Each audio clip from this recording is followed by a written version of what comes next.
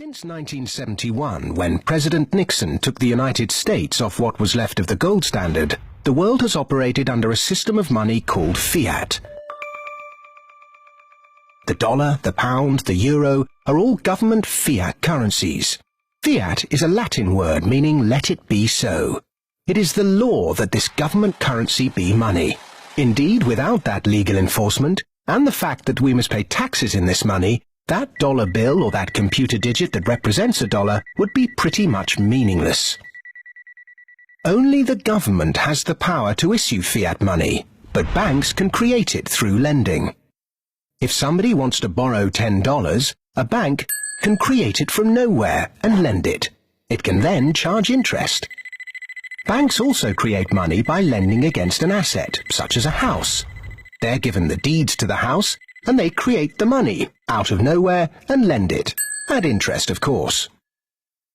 Over the last 40 years, since this fiat system of money became the global norm, the supply of money has grown exponentially. In fact, we've seen the greatest growth in the supply of money in history.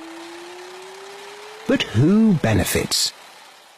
Of course, those that have the power to issue money, governments and banks. They haven't had to do anything productive, they just create money. Then those companies and individuals that get this money early.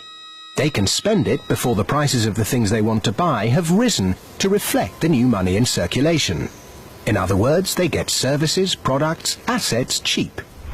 But prices soon rise, so holders of assets such as shares or houses will then see gains, without there necessarily being any improvements to the company or house in question.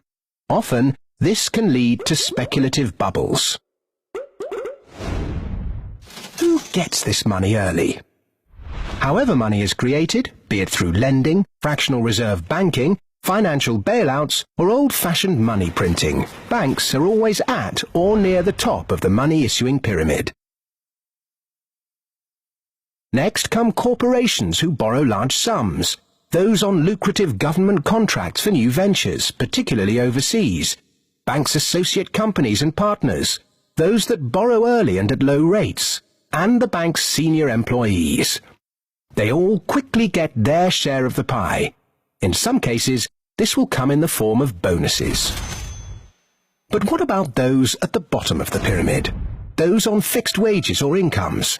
Those who live in remote areas? Or those with savings? By the time this newly created money has filtered down to them, the prices of the things they want to buy have increased. Their savings buy them less, however, and their wages remain largely unchanged. In some cases, they have to take on debt just to be able to afford the things they were previously able to buy, which means they have to go back to the banks. In reality, this process of creating money only redistributes wealth from the bottom to the top of the pyramid, and thus that ever-increasing gulf between rich and poor gets bigger and bigger and bigger.